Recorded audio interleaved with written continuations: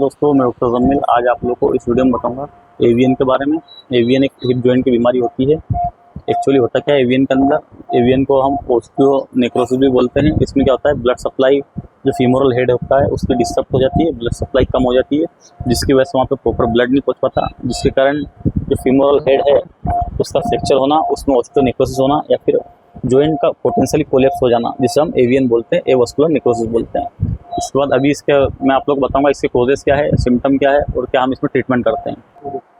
सबसे पहले मैं आप लोगों को बताऊंगा कोजेस के बारे में। एवीएन एवास्कुलर नेक्रोसिस फिर ओस्टियोनेक्रोसिस ऑफ हिप जॉइंट के क्या कोज हो सकते हैं।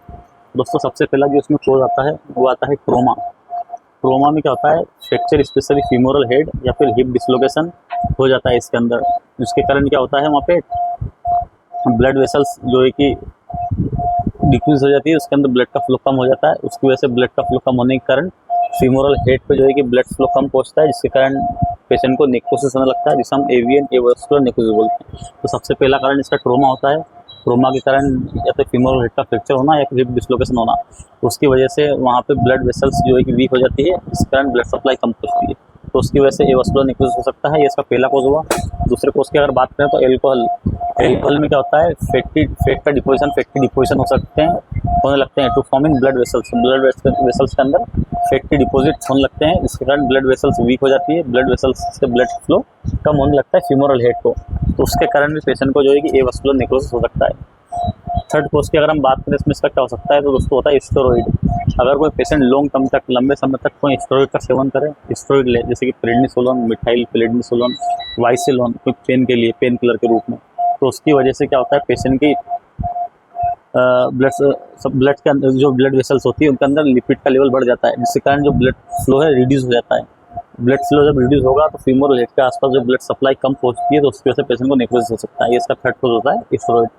अगर हम फोर्थ कोज की बात करें तो सिकल सेल डिजीज। दोस्तों, जो सिकल सेल डिजीज होती है ये जेनेटिक कंडीशन होती है। इसमें क्या होता है, एबनॉर्मल रेड सेल बनने लगते हैं, जिसकी वजह से जो ब्लड वेसल्स होती है उसमें ब्लड का फ्लो डिक्रीज हो जाता है, उसके कारण पेशेंट को एवास्कुलर नेक्रोसिस डेवलप हो सकता है। अदर कॉजेज की और बात करें तो हम कुछ ऑटोइम्यून डिजीज हो सकती है, जैसे कि सिस्टमिक ल्यूपस एरिथ्रोमेटस, उसके कारण पेशेंट को एवास्कुलर नेक्रोसिस हो सकता है। ल्यूपस के कारण हो सकता है। अगर पेशेंट की कैंसर है, पेशेंट को कैंसर अगर है, पेशेंट को रेडियोथेरेपी कीमोथेरेपी लगती है, उसकी वजह से पेशेंट को एवास्कुलर नेक्रोसिस हो सकता है। अगर पेशेंट का कोई ऑर्गन ट्रांसप्लांट हुआ है, जैसे पेशेंट का कोई किडनी ट्रांसप्लांट हुआ है, तो किडनी ट्रांसप्लांट की वजह से पेशेंट से ब्लड फ्लो कम हो जाता है फीमोरल हेड के वहाँ पे हिप जॉइंट पे, तो उसकी वजह से पेशेंट को एवास्कुलर नेक्रोसिस डेवलप हो जाता है। और पेशेंट को अगर इन्फेक्शन है तो इन्फेक्शन के कारण भी पेशेंट को एवास्कुलर नेक्रोसिस डेवलप हो सकता है। दोस्तों, ये तो हो गए इसके कोजेस। अभी मैं आप लोगों को बताऊंगा अगर किसी पेशेंट को एवास्कुलर नेक्रोसिस डायग्नोस करना है आपको, तो क्या क्या टेस्ट कराएंगे, कौन सा टेस्ट करके हम पता करेंगे कि मरीज को एवास्कुलर नेक्रोसिस डेवलप हो चुका है। जो सबसे पहला टेस्ट है, अगर किसी मरीज को एवीएन डेवलप होता है तो उसे डायग्नोस करने के लिए हम एक्सरे कराते हैं, एक्सरे पेल्विस या फिर बायलेटरल हिप जॉइंट। उसमें देखते हैं हम जॉइंट की स्पेस देखते हैं, और जो फीमर बोन का हेड है, हेड ऑफ फीमर बोन को देखते हैं हम, फीमोरल हेड को देखते हैं, उसमें नेक्रोसिस है क्या, ओस्टियोफाइट्स बने हैं क्या। सबसे पहले एक्सरे कराया जाता है। एक्सरे के बाद कुछ स्कैन्स कराए जाते हैं, सीटी स्कैन कराते हैं हम इसमें, और एमआरआई स्कैन भी कराया जाता है और बोन स्कैन भी कराया जाता है। कुछ जांचें हैं जिन्हें करके पता करते हैं हम कि पेशेंट को एवास्कुलर नेक्रोसिस हो चुका है क्या। साथ में पेशेंट की पास्ट हिस्ट्री लेते हैं, पास्ट हिस्ट्री में पता करते हैं पेशेंट एल्कोहलिक है क्या, पेशेंट लंबे समय से शराब का सेवन करता है क्या, साथ में पेशेंट ने लंबे समय तक स्टेरॉइड लिया है क्या। स्टेरॉइड की वजह से भी पेशेंट को एवीएन हो सकता है। जैसे कि अभी मैंने आपको बताया 2 मिनट पहले कोजेज में क्या क्या कोज हो सकते हैं, तो उसमें मैंने आपको स्टेरॉइड बताया था। लंबे समय तक एनसेट्स non steroid anti inflammatory drugs अगर कोई पेशेंट लेता है तो उसके कारण भी पेशेंट को एवीएन डेवलप हो सकता है। तो दोस्तों, ये तो हुए टेस्ट, क्या क्या टेस्ट करके हम पता कर सकते हैं पेशेंट को एवीएन है। उसके बाद अगर बात करें सिम्टम की, अगर किसी मरीज को एवीएन है, एवास्कुलर नेक्रोसिस या ओस्टियोनेक्रोसिस ऑफ हिप जॉइंट, तो उसमें क्या सिम्टम देखने मिलेंगे। तो सबसे पहला सिम्टम जो दोस्तों इसमें आता है वो आता है पेशेंट को पेन होगा। उसके बाद पेशेंट को स्टिफनेस होगी। जो स्टिफनेस होती है एवीएन वाले पेशेंट को, स्पेशली इन मॉर्निंग और आफ्टर सिटिंग, जब पेशेंट रात को सोता है, सो के सुबह उठता है, तो पेशेंट को सीवियर स्टिफनेस होती है हिप जॉइंट पे। साथ में अगर कोई जो हेल्थ केयर वर्कर या फिर जो भी इस ऑफिस में काम करते हैं, लंबे समय तक कुर्सी पे बैठे रहते हैं, उसकी वजह से जब पेशेंट 2-3 घंटे काम करने के बाद सडन उठ के चलता है, तो पेशेंट को सीवियर हिप में पेन होता है, दोनों कूलों में सीवियर पेन होता है, हिप जॉइंट में स्टिफनेस आ जाती है, जिसके कारण पेशेंट को सीवियर पेन होता है। तो फर्स्ट इसका जो सिम्टम है पेन होगा, उसके बाद स्टिफनेस होगी, स्पेशली इन मॉर्निंग, और आफ्टर लॉन्ग टर्म सिटिंग, लंबे समय तक बैठने के बाद। उसके बाद अगर बात करें तो पेशेंट को लिमिटेड रेंज ऑफ मोशन, जो हिप जॉइंट का मोशन है, जो मूवमेंट है, लिमिटेड हो जाएगा, क्योंकि इसमें बहुत ज़्यादा पेशेंट को स्टिफनेस आ जाती है। स्टिफनेस के कारण पेशेंट को रेंज ऑफ मोशन में प्रॉब्लम होगी, पेशेंट प्रॉपर मूव नहीं कर पाएगा लिम्ब को।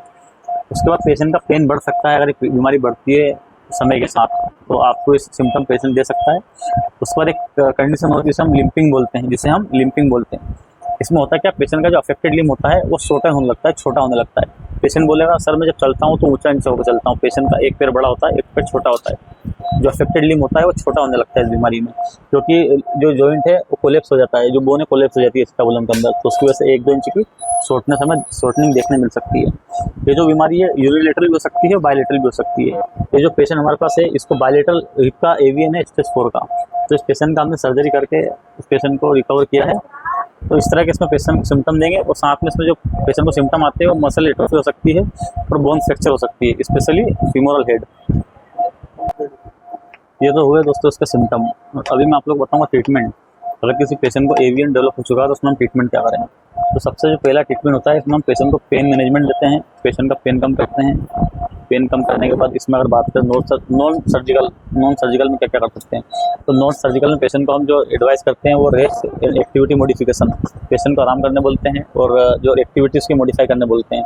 जैसे कि लंबे समय तक कुर्सी पे बैठे हैं तो लंबे समय तक कुर्सी बैठ के काम नहीं करना है, आपको बीच बीच में 1-1.5 घंटे में उठ के चलना है, थोड़ा मुँह को जो लिम्ब है उसको मूवमेंट करना है। और कुछ एक्सरसाइज बताते हैं, फिजियोथेरेपी बताते हैं पेशेंट को, और योगा बताते हैं।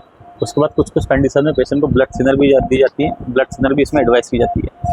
ये अगर पेशेंट को स्टेज 1 का एवीएन है तो उस कंडीशन में हम प्रिस्क्राइब करते हैं पेशेंट को ये ट्रीटमेंट नॉन सर्जिकल।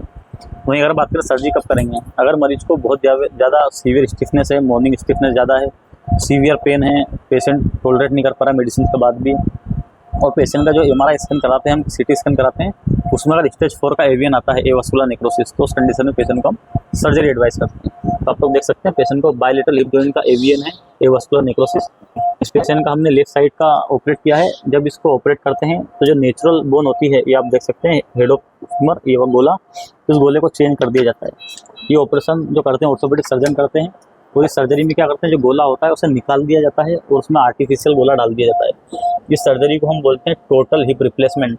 इसमें हिप का टोटल रिप्लेस कर दिया जाता है। जो नेचुरल जो फीमोरल हेड होता है, नेचुरल फीमोरल हेड को निकाल के इसमें आर्टिफिशियल इम्प्लांट डाल दिया जाता है, जिसे हम जिस सर्जरी को बोलते हैं टोटल हिप रिप्लेसमेंट। आप लोग देख सकते हैं इस पेशेंट की सर्जरी की है। सर्जरी के बाद ये इसका जो हेड ऑफ फीमर है, जो फीमर का हेड है वो निकाल दिया गया है, इस तरह का ये दिखाई देता है। और इसे निकाल के इसमें एक आर्टिफिशियल इम्प्लांट लगा दिया जाता है। इस सर्जरी को हम टोटल हिप रिप्लेसमेंट सर्जरी बोलते हैं। तो दोस्तों इस वीडियो में मैंने आप लोग को बताया एवीएन क्या होता है, एवीएन के कोजेस क्या है, सिम्टम क्या देखने मिलेंगे, क्या जांचें करके हम एवीएन पता करेंगे, और एवीएन का ट्रीटमेंट क्या है। तो वीडियो आप लोग को अच्छा लगा हो तो वीडियो को लाइक जरूर करें और चैनल को सब्सक्राइब करना ना भूलें। Thank you.